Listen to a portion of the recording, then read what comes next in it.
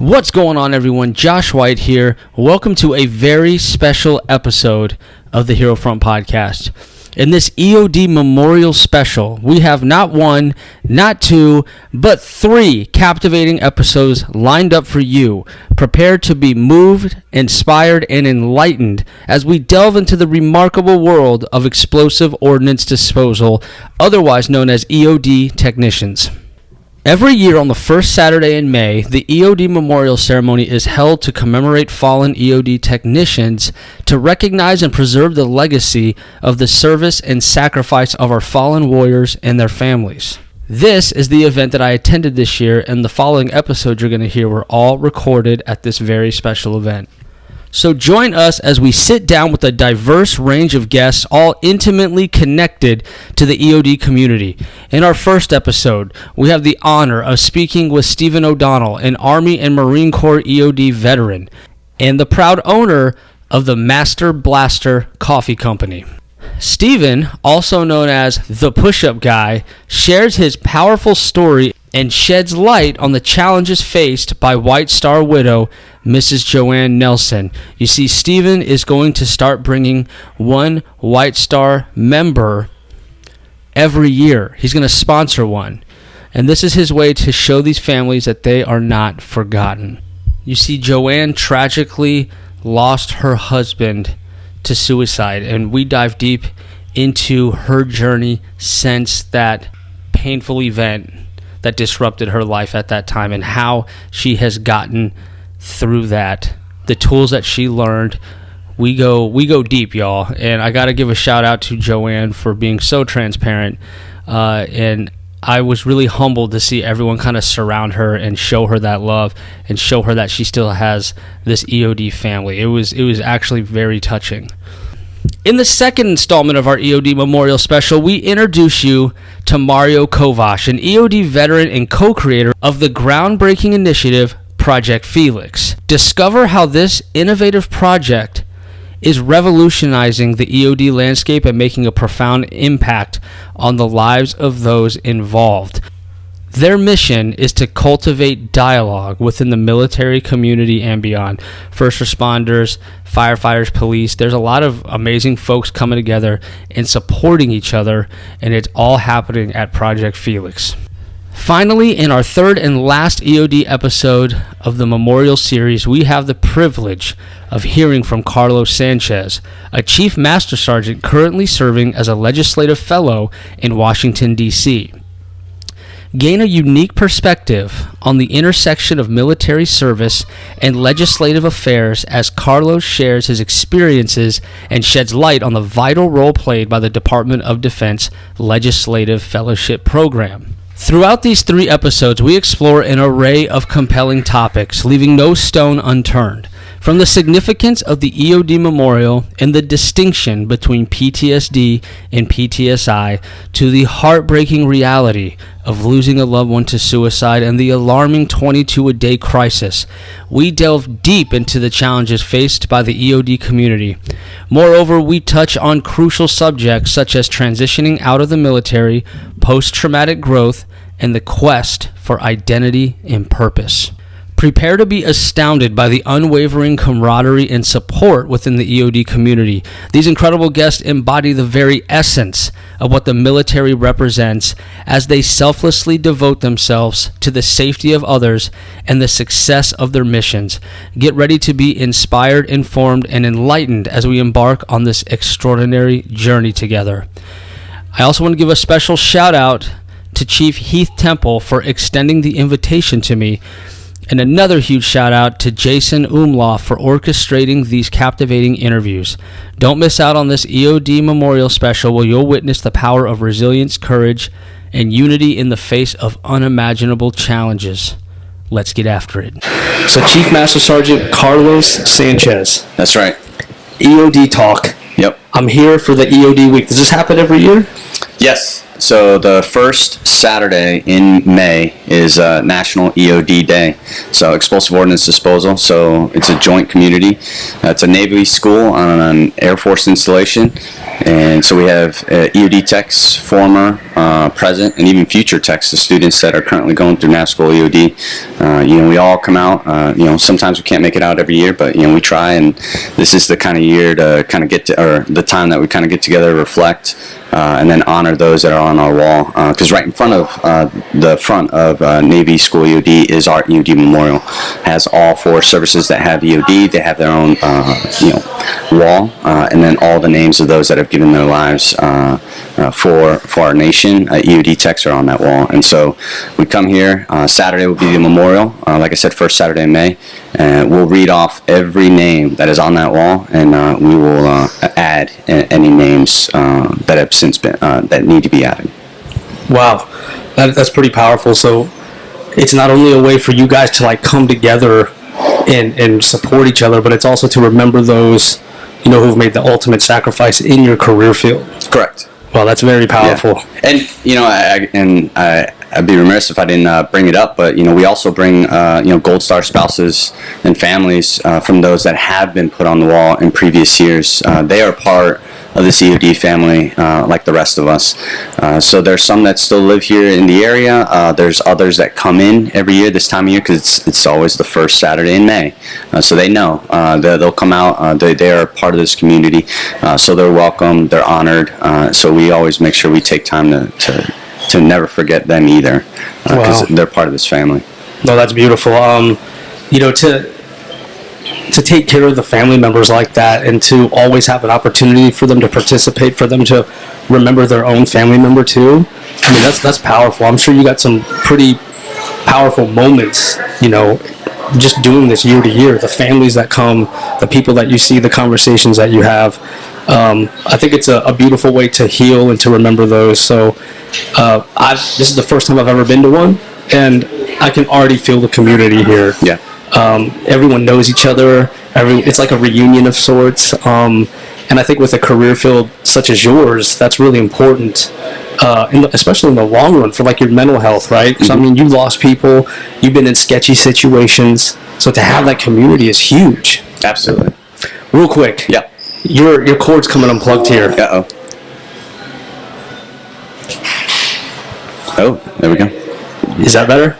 Yeah, actually sounds a little better. Okay. I just noticed it. I was like, wait a second. Nice. That's a little too shiny. Okay, so Chief Sanchez, I want to thank you for being our first guest for HeroFront here at our EOD Memorial. And thank you for inviting me. Thank you for letting me participate. I think it's just it's an amazing thing that y'all are doing here.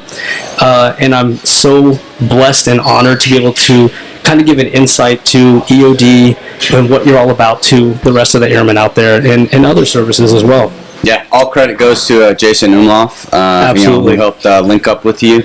I really wish he was here, but even those that they can't come out to the memorial, I mean, we're all one big family. So, yeah, credit goes out to him because he was the one that was kind of reminding you, like, hey, you got to come out, and then, kind of reaching out to, hey, who can we have to kind of talk to you? So, yeah, he's absolutely awesome. Yeah, he's an amazing dude, and I can't wait to meet him. But, Chief, before we get started, I have to put you through the Hero's Gauntlet. All right, let's do it. Let's do it. Are you familiar with that? I am. I've studied a little bit. I wore my lucky underwear. Like I'm hoping. This is my nice water bottle. I'm ready. I'm hydrated. Okay, Superman. Ooh, I like that. Is that your favorite superhero?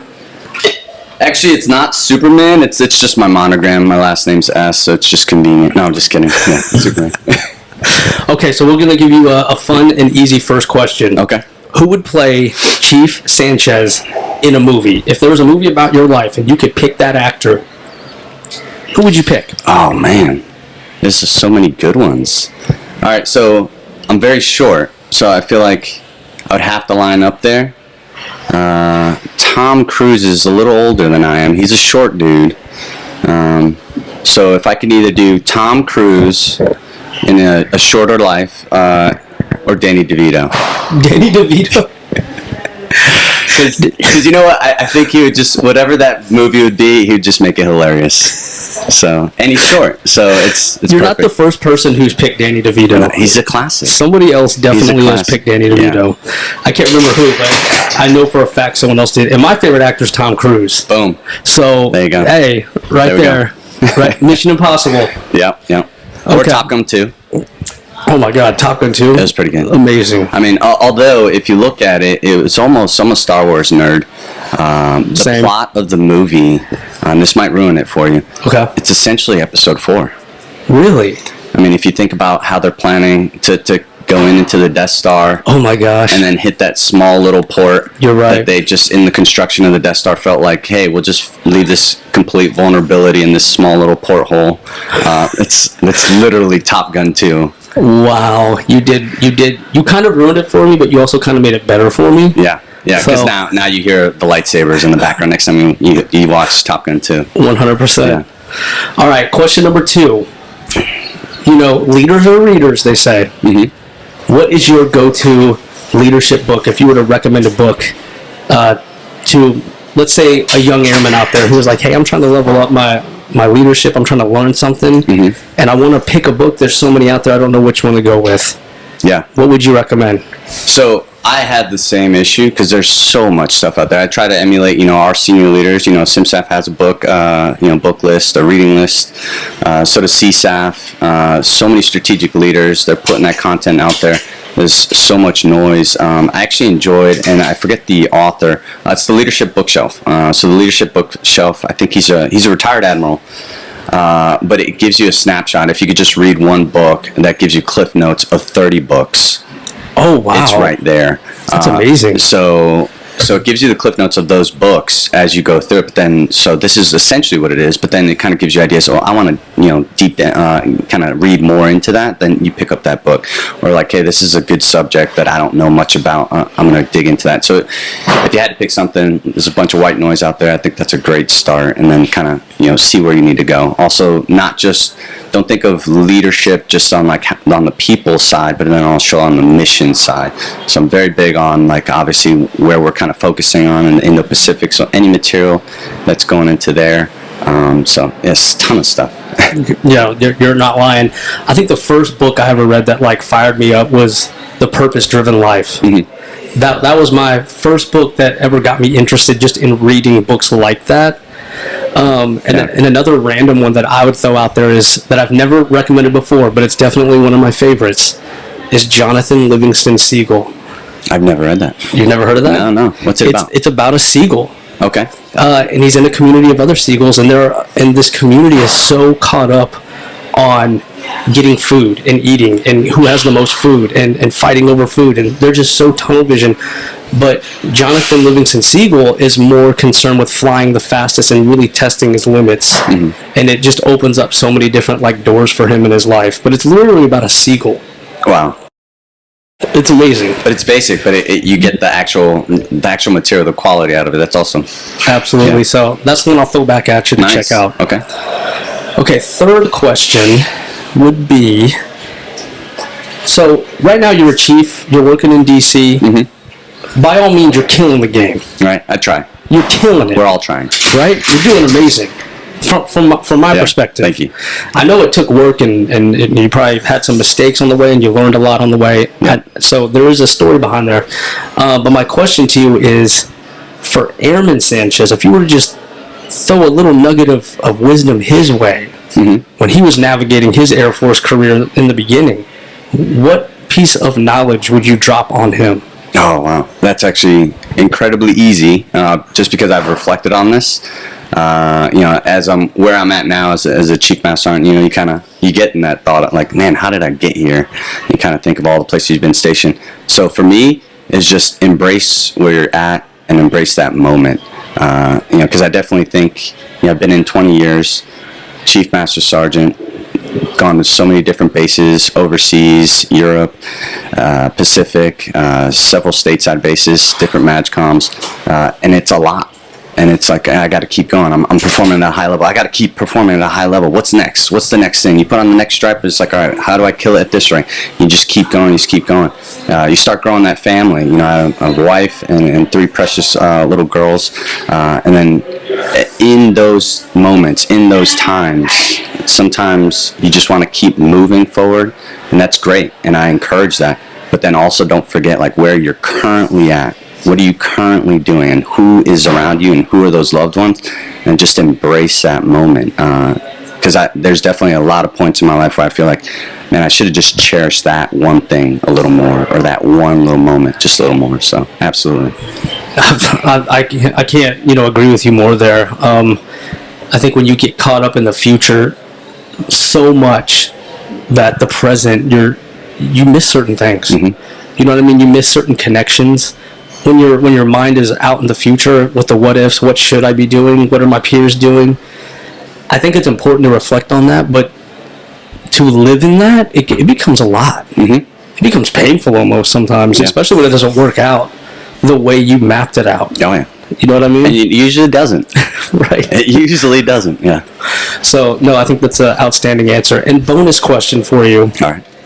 What is your proudest moment as an EOD technician? The moment where you're like, man, I am just so proud to be a part of the EOD community. Is there a particular moment where you felt that the most?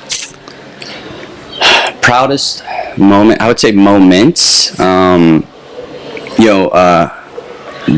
Coming here to the EOD Memorial kind of week, we get to meet and see people that we haven't seen in years. So although I'm wearing a Chief Master Sergeant stripe, I've met several that when they first graduated, I was their first supervisor, and they're now Master Sergeants. So that for me is like a proud moment, because also, although I've now had the opportunity to see them while we're here this week, I've heard nothing but great things, and they're kind of passing on that knowledge and mentorship.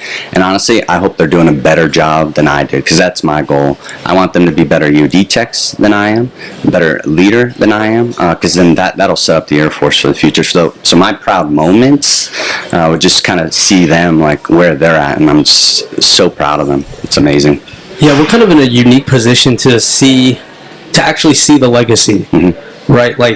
You've been in long enough now where you can literally occasionally get a glimpse into the legacy that you've left behind. You know what I mean? The seed that you planted and where that's at today. I mean, that's a rare thing to see.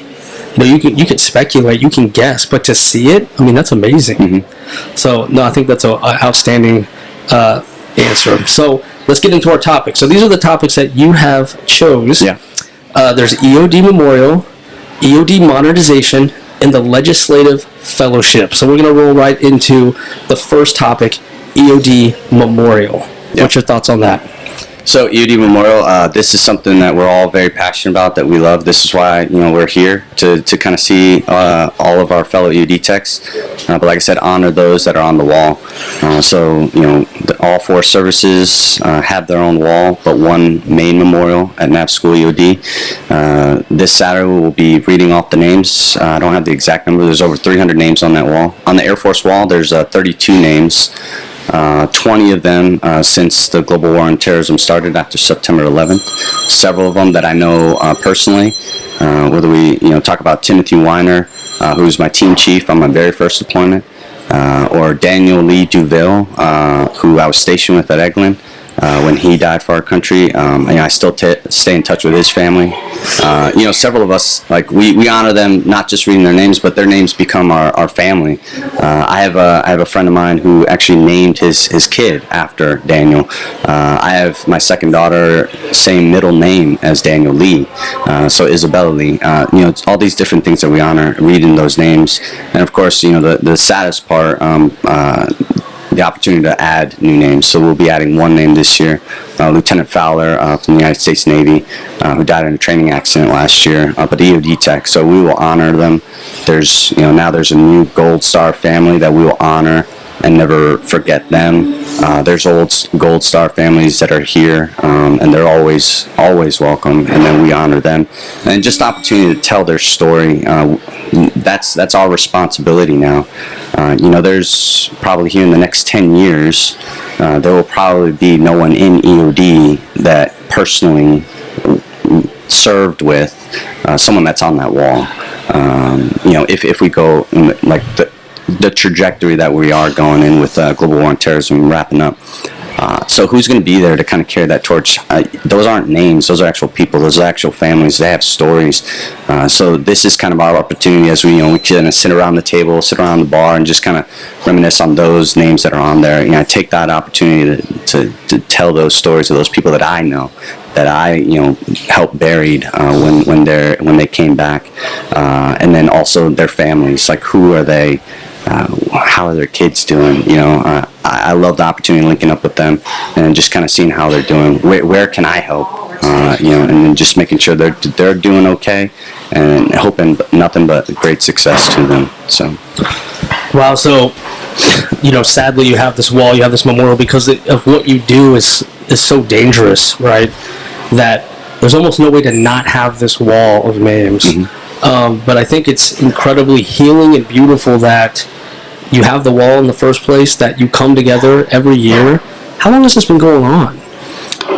So NAP School EOD originally started in Indian Head, Maryland. That's where our school started, and I want to say it was in the late 1950s, 1960s that they started collecting names and then putting them on the wall. And then, of course, as the school transitioned over to Eglin Air Force Base, they moved that wall over, and then they've kind of updated it. They added a little remembrance garden off to the side, so kind of making it better and better. Additionally, even though we've been focused on adding the names of those that have passed away, we actually have historians that are actually looking back, like what are the names that we forgot? In World War II, that's where we got our start. Is kind of the legacy off of the British when the Nazis would bomb United London, and everyone was down in the bunkers. Like who are those brave enough to go out there and try to disarm those fuses on those bombs that were still out in the street? And that kind of started our legacy from United Kingdom over to United States, and then we've then since contributed. But we have historians going back, and actually the first Saturday in May during the memorial we'll actually add names of EOD techs that weren't on that wall, but they were EOD techs that died in previous wars. So we're still looking back, like, once again, never forgotten. We're gonna remember you, we're gonna bring you back, we're gonna remember your name, we're gonna honor your legacy. Wow, so so that's going to happen tomorrow, right? Correct, yeah. So how many of these have you been to? So I used to be stationed here at Eglin for a little over 6 years, and of course, when you're in EOD school, that's important. We'll actually have formations in the back. I believe so. I know last year they did. They'll actually have formation of students in the back because they definitely need to know this is what you're signing up for. Our unofficial motto is initial success or total failure. I mean, it's that real. One mistake can cost you your and your teammates' lives, and they need to internalize that, and they need to start remembering, like, once again, like I said, all of our responsibilities of honoring those that are on that wall and the families that support us. When I went through EOD school, I was in that formation. When I was stationed at Eglin, especially stationed at Eglin, I'm going to be there every Saturday. And then, of course, I did a couple of years overseas, so I just didn't have the opportunity to come over as easily. So then last year I picked it back up again, so I was here last year, and of course I'm here again this year. So if I can be here, I'm going to be here. So when you're standing there and you're hearing those names and you're looking at those names and you're reflecting on your service, the 20 years that you've been in, is there any particular name that touches your heart the most? Of course, the ones that I personally know, and there's a couple on the other walls, on the service walls, that I actually went to school with. They're on that wall. But of course, the ones that I have like I had a deep relationship with them. Like I said, like a Timothy Weiner, who was my first team leader in Iraq. He taught me what I knew, like as we were disarming IEDs. Elizabeth Lonke, who was in EOD school with me, and actually died on the same mission as Timothy Weiner. And then, of course, I've said it again, but I'm never, I wear his bracelet, Daniel Lee Duville, we all called him Peanut. And then as they're kind of reading those names, just kind of remembering moments that I had with them. Seidler's on that wall. There's so many, just people that we know. And actually, the Seidler specifically, Matt Seidler, who's on that wall, Air Force EOD tech that passed away, I never had the honor of meeting him. But I had the honor of meeting his father since his name got added to the wall. And he comes out here. I actually saw him last night. So see, even embracing those moments of those Gold Star families, like I might not have met the son, but the father, and then just kind of hearing his story about him, checking in on him, seeing how he's doing, and like I said, just kind of take that moment, just kind of embrace. Once again, I'm getting better at it. Embrace that moment that you're in currently. Absolutely, and it has to be. You have to look at life differently, I would assume, after being everything you've been through, seeing these names on the wall. Has that changed how you see your place in the world and your life? Have you lived your life differently because of seeing these names on that wall? I would have to say maybe in two ways. One, because of the immediate significance of your decision has such consequential ramifications. So, for example, I make a wrong decision on an IED, that can cost, like I said, mine and other lives. So kind of in another way, as we think of like leadership, is don't ever think that something so small can just be insignificant. It's nothing. Like whether you're leading someone, like the impact that you have on someone, whether it's like just saying hi or connecting with them in the morning every morning, it can have a significant impact. Whether it's in just normal life, just as you go through life, just that those small things can have a significant impact that you might not know. Like, once again, when you're on that IED, you might not know that wrong decision is going to cost you your life. But that is, understanding that's, pretty profound. And then, I don't know, the other one, sorry, I lost my train of thought on the other one. I'll have to get back to you on that. No, it's all good. It's all good. No, I think you bring an excellent point, though. Like looking, in basic training, they drive that, right? They say, hey, the attention to detail. That's when you first hear that, attention to detail, the way you fold our clothes in our wall lockers. Mm-hmm. But for you guys, it's like life or death. Yeah. And to see life that way, I think is extremely valuable to appreciate the little things, mm-hmm. even the good things, have an effect that you're kind of hardwired for cause and effect. Yep. Even the smallest cause can have a larger effect. So I think that's incredible to look at your life that way. Yeah. So thank you for sharing that. Oh, now I remember. Thank you for giving me time to think. Community. So that's my other one. I joined the Air Force right after high school, so my community was just my immediate family and just a small core group of friends. But joining this EOD family, I didn't know I can be a part of such a community. Like I said, this is a big reunion, but a lot of us, you just see the EOD badge, and you're just automatically like, you're welcome to dinner. Like, you need a place to stay. And I didn't think I could experience that, outside of just my immediate family at home. So that's been amazing. No, and I picked up on that right away, that you guys treat each other like family. The purpose that you feel, this kind of fills your cup with that purpose every year. Mm-hmm. The community, looking at that wall, reminding you of why you're here, what your mission is, that you have each other's back, that you trust each other. Mm-hmm. Those are all things that bring a lot of joy and purpose in your life. So, I'm kind of wishing I could go back in time and tell Airman White, get on EOD, let's go. Because your community is next level. And I think it's amazing. And I'm proud of you and your whole family here for doing what you're doing behind the scenes. A lot of us, like I'm in the med group, we don't interact with y'all too much. We don't get to hear your stories. We don't get to learn about the wall, the sacrifices that you made, and so it's definitely been eye-opening for me to be brought into your world a little bit, and I think it's absolutely incredible. Nice, thanks. Okay, we're going to hit our second topic here, Chief. EOD modernization. So we had a little bit of a taste of that, right? Mm-hmm. Thank you for inviting me to that. Oh, yeah. Oh. I had no idea that was here. Yeah. And hopefully I can sprinkle some of those into the footage here to show people. But essentially, I got to get put into this virtual reality world where, just like Minority Report, Tom Cruise, touching this digital stuff, moving it around, zooming it in, spinning it around. This is next level stuff for the EOD career field. So I was hoping you could kind of run us through what's in that room and where you think that's going to lead you in the next 5 to 10 years. Yeah, absolutely. So we had 3 different things there, kind of how we get better at equipping the force, training the force, and operating with the force.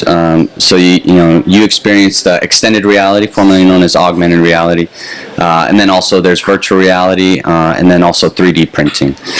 So with the extended reality, you got to actually play with a 3D X-ray image of a suspect package and literally just lift it up off the ground and zoom in and then manipulate it, actually target specific things that will actually give you, like, hey, if you want to hit this specific component, it'll actually give you measurements that you can then take that down to the suspicious package with the tool and actually act on it. And it's phenomenal.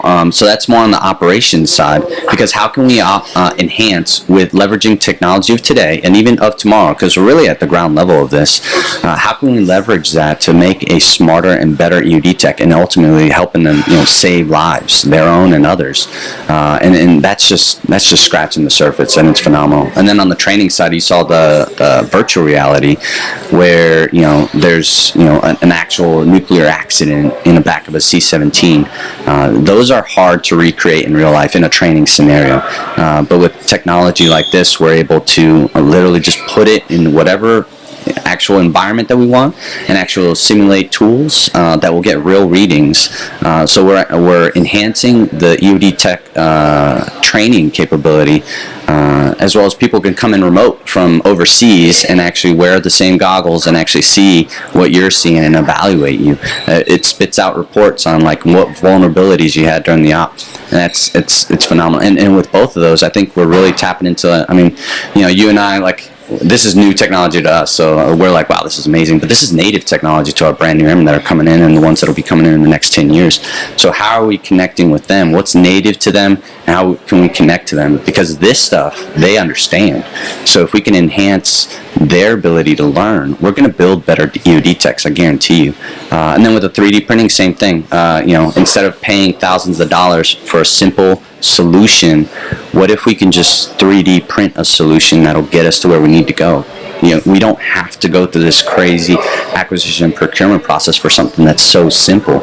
I mean, it's almost better than COTS, commercial off the shelf. It's literally like, hey, this is the solution I need, a little bit of training in how to make your own little CAD file, and then you're off and you're making these products. So I'm being able to not only create that, but then share it in the community, because we have civilian EOD techs and military EOD techs that share that, hey, in this specific scenario, I have this issue. Here is a very easy way and cheap way that you can get around a good solution to kind of get to the same end goal instead of having to spend a ton of money on something. So for EOD modernization on that side, we're doing phenomenal. And then also just kind of rethinking as an enterprise, as we're moving away from the IED fight in the Middle East to potentially something in the Indo-Pacific. That EOD tech of the Indo-Pacific is not going to be the same EOD tech that I grew up as. So what does that look like? And how do we equip them properly? How do we, develop our force properly? And then also, structure them organizationally, to be able to provide those combatant commanders with the correct capability that's needed for the effects that they're trying to get in that theater. You know what? It reminds me of The Matrix a little bit. Nice. When Keanu Reeves when Neo first gets into the Matrix in that karate simulation, it kind of reminds me of that a little bit, right? Because everyone can watch it, right? Like, they can test certain capabilities in there. Mm-hmm. They can really push the limits in there and create scenarios that otherwise you would never ever run into. Never. Yeah. And so, like, when we were watching that officer in the VR world with trying to shit a radiation detector, all these tools that were like built into the software. Mm-hmm. And like we were saying, you can't financially recreate the scenarios that this VR world can put out. Mm-hmm. I mean, you might have one, but where is it? How many people can actually access it, right? You're kind of confined to that one geographic location of that scenario. Yeah. But in this VR world, you could do it from anywhere. And I think the continuity would be huge, right? Because you probably have experts out there on nukes. Mm-hmm. There's probably EOD technicians out there right now who nukes, that is their thing. Absolutely. They know it like the back of their hand. And to be able to plug them in to instruct people from all around the world, instead of like paying for a TDY and only touching a small percentage, now you're touching thousands of students a year. And financially, it's saving potentially millions of dollars over time. Correct. I mean, that's next level. Yeah, and increasing their capability, right? Because that EOD tech doesn't have to wait until they go to a direct support unit to get that next level training. Where they're at now, they can still get that. And also remember, time is money, right? So the timing it takes, if you were to recreate that scenario, real life, a training scenario, yes, it costs money to do it. But then, all right, I want to do it again. And so let's change the op. All right, so I want to put the weapon out here or do this with it. That's going to take time. Instead, over here in the VR world, you're just clicking a button. Okay, what do you want? Where do you want it? And done. Do you want snow? Done. And then let's go through the scenario again. You can change the entire environment that you're training in just at a click of a button. And so that right there is valuable, taking that time or giving that time back to the airmen.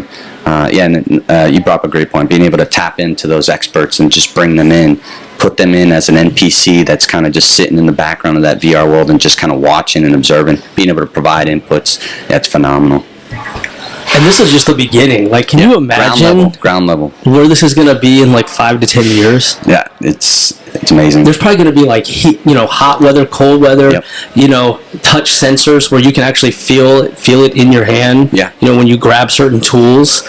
And the weight. And actually, we didn't highlight that there was the one VR that's kind of a shoot 'em up kind of thing, just kind of showing you the capabilities of where they can go.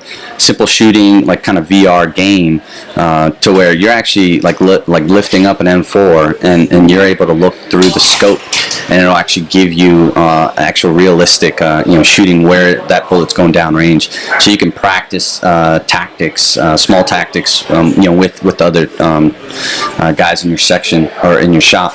But then how they're developing, because remember how I saw you, how I showed you, they had the two controllers up, but it doesn't feel like you're holding an M4 or an AK-47 or 240. But now they're thinking, hey, can we 3D print a solution that kind of looks and feels like a gun, so that when you hold it and kind of put it, you have something like that's actually hitting your shoulder, a buttstock that's actually on your shoulder, something with a little weight. So that you feel more immersed in that environment, and it just enhances that training level significantly, just because then now you're just practicing repetitive, creating that muscle memory, creating those tactics within your unit, communications. Like I said, we're just scratching the surface. So 5 years from now, like I feel like it's just going to be more realistic, and higher quality. I feel like in 10 years from now, I'm going to see you and Civies in that conference room with your own stuff. Nice. Yeah, just working for one of those companies. Yeah, living a good life. And we're going to be having a reunion too. Yeah. And be like, oh, do you remember when we talked remember this? 10 years ago? And you'll be like, yeah, that was awesome. Now we're doing, that's going to happen one day. Yeah, although I enjoy that stuff, so I don't know if I'd share. I would just kind of be playing it the whole time. It's just watch me. Absolutely. No, but I can't wait to see where y'all go with that, and I can't wait to see like who else adopts it too, right? Like, as I had it on, I was like, there's so many career fields that this could transfer over to. Like, crew chiefs could use it, CE could use it. So there's other communities looking into either the extended reality or virtual reality to enhance their training capabilities and operational. So, I know maintenance, for example. You imagine, like, you're looking at a jet, and you're either on the operational side able to kind of diagnose what's going on with the jet and kind of perform your normal maintenance and help identify things, put pubs in front of your screen as you're actually looking at the aircraft, or in virtual reality actually go through a scenario of either you're turning a jet, maintaining a jet, or an accident happened, and then how they react both in tech school and at the unit. Just name a career field. There's a use for this kind of technology, and it's great. Yeah, it's amazing. I can't wait to see what y'all do with it. Okay, that brings us to our very last topic here, and this is where you're currently sitting. Yep. The Legislative Fellowship, which is a super rare position to hold. So, for people like me who aren't super familiar with it or even know that it exists, I was hoping you could kind of run us through what that job is and how do you actually get it. Yeah, absolutely. So, I'm an enlisted legislative fellow. I'm actually at the very, very tail end of it, so it's a 3-year program. I'll be a PCS in the Luke Air Force Base here real soon to be the EOD flight chief, but I've had an amazing opportunity and an amazing time in this fellowship. So, for the enlisted, we actually just opened it up to master sergeants, so it's E7 and E8s with a bachelor's degree, and then a senior rater letter. So your wing commander or your director, if you're at a center, whoever, that's all that you need to actually put a package. It's extremely competitive. We used to only hire one enlisted per year. that started in 2014, and it's slowly grown to where now we're going to hire 6 enlisted, and then that's because of those high caliber airmen that we've had in those positions before, kind of showing our worth, like how valuable it is to kind of have that enlisted perspective on the Hill, and then kind of tap into that. So we've kind of like, hey, this is great. And then hey, we've got more of them. There's tons of them. In fact, like, we've got a waiting list. We've got to tell extremely sharp airmen that they can't be part of this program because it's that competitive. So once you go over to DC, they put you through a 6-month developmental tour where they'll kind of farm you out throughout the DC area, whether it's at the Pentagon, the State Department, some of the think tanks. I was actually at Rand Corporation for 6 months and got to help do some of the research work that they're doing, which was phenomenal. I kind of was hoping to go to Rand Corporation just because growing up in the military, you kind of see their names on a lot of significant reports that have huge changes to the way that the Department of Defense kind of goes forward. So I did 6 months there, and then as we were there, we did classes at Georgetown University to kind of teach us Congress 101. Like, this is almost like Schoolhouse Rocks. This is how a bill becomes a law. This is how the Senate works, the House works, all that. And so at the end of the year, you get assigned to an office. And so I was assigned to Senator Bozeman's office from Arkansas. I know you recently interviewed Heba Abdullah, she's phenomenal. Also worked in that office.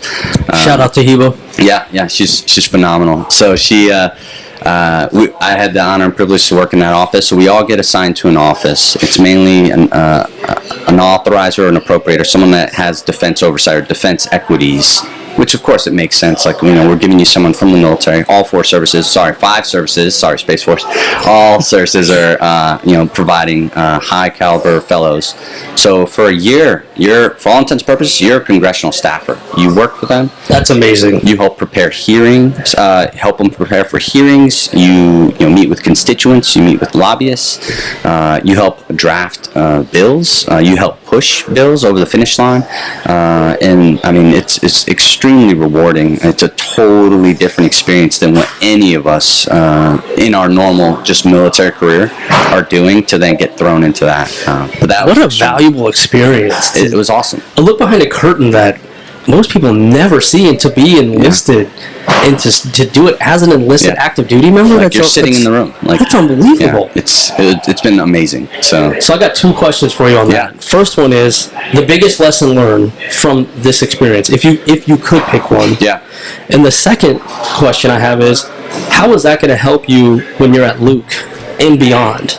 Oh, nice. So I'm gonna give a shout out to someone in that office. He was someone that I worked. He was the MLA, so the military legislative assistant for that office. Pat McGuigan taught me a lot during that year. But Rule 1 on the Hill. Sometimes it's missed in the Department of Defense, but it is definitely not missed on the Hill. Rule 1: relationships matter. It's that simple. They don't care how many stars you got; they're not going to count. They don't care how many stripes you got. It's like, who do you know?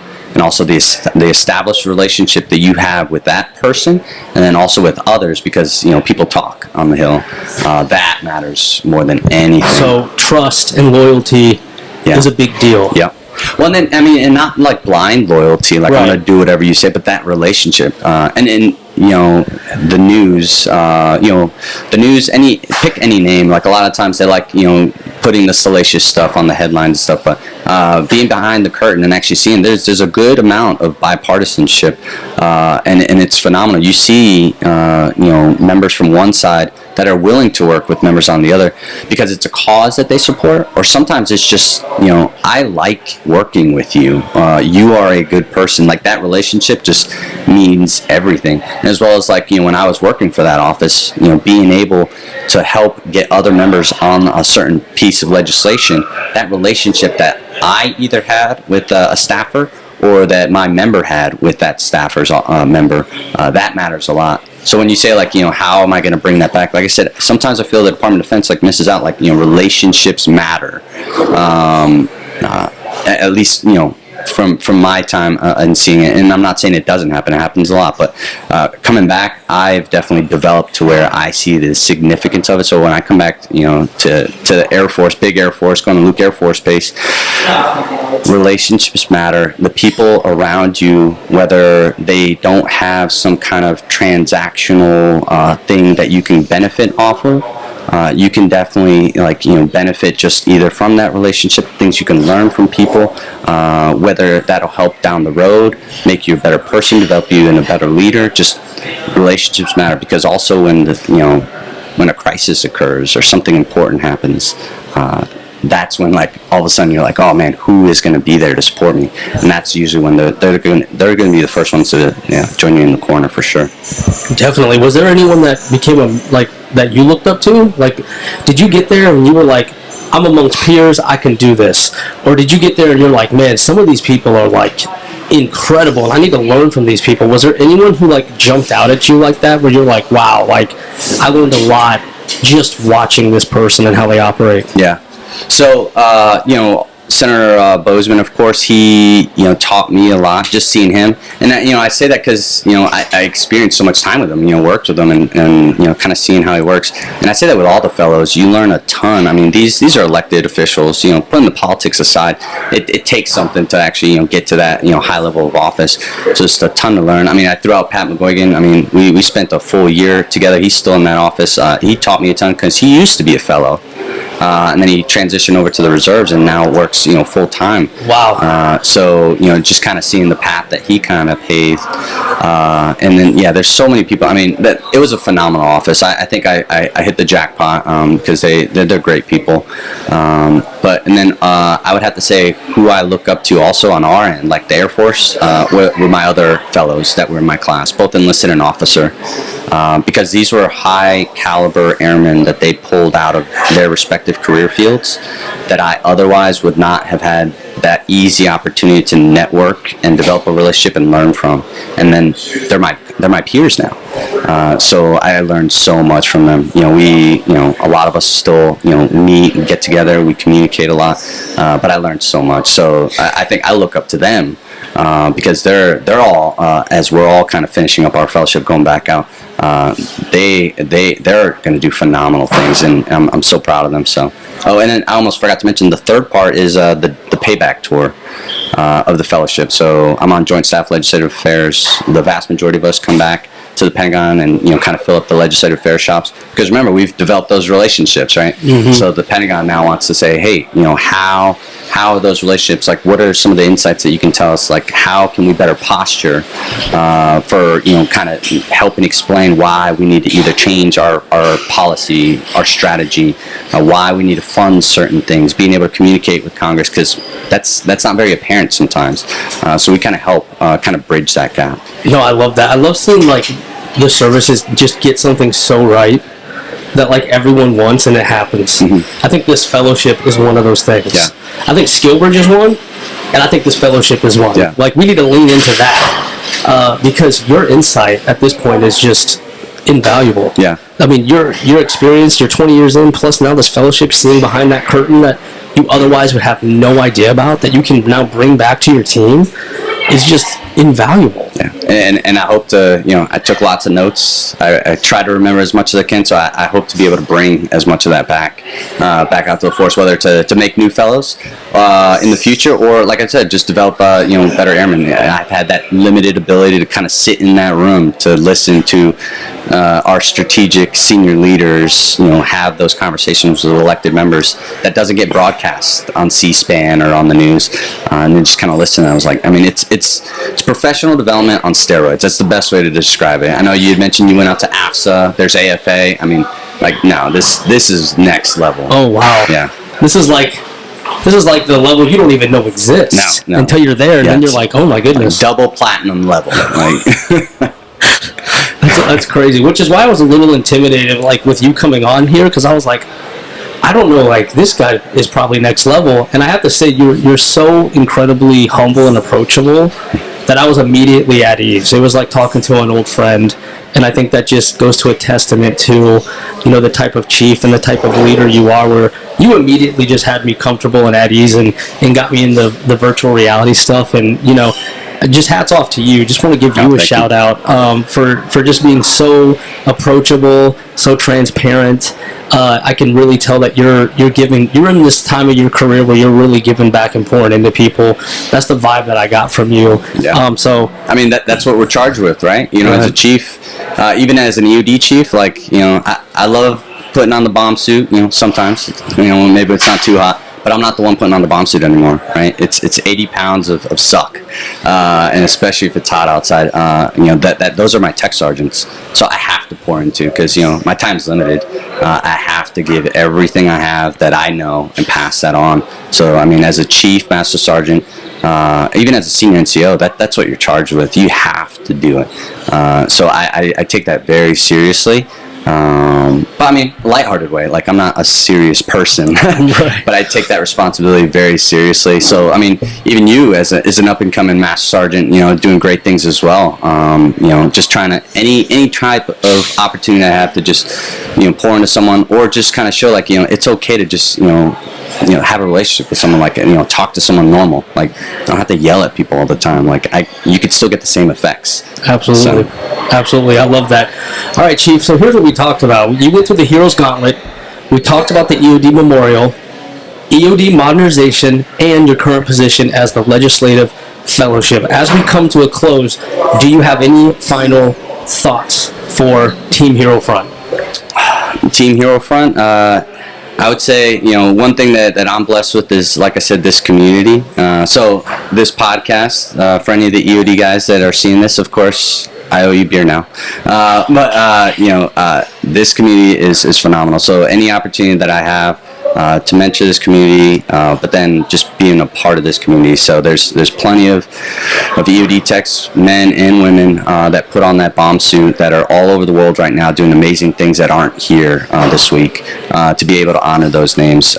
So we know you're out there. We know you're doing great things. And then for everyone else that's watching, if you haven't joined the military yet, just think about EOD. It's a phenomenal community, phenomenal career field. And then, for those airmen that are in, if you have the opportunity to cross-train, or if you're interested, please reach out to an EOD shop. We'll more than welcome you in, and tell you all about the EOD program. And for those that aren't interested, that's absolutely fine. But as an airman in the United States Air Force, keep developing yourself.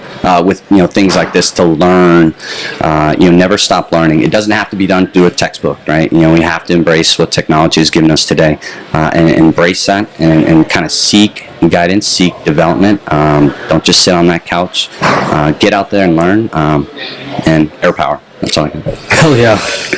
Thank you so much, Chief Sanchez. I mean, it was an absolute honor and an absolute blast hearing your insight, getting to spend some time with you today. Pun intended, right? Blast. I didn't even think of that, but I am a dad, and dad jokes just kind of happen. Boom. But I just want to thank you for coming on here. You have an amazing story and amazing insight, so I just want to thank you for coming on HeroFront and for sharing that with us today. So thank you. Yeah, thanks for having me. All right, everybody, thank you so much for listening. This was the hero's journey of Chief Master Sergeant Carlos Sanchez.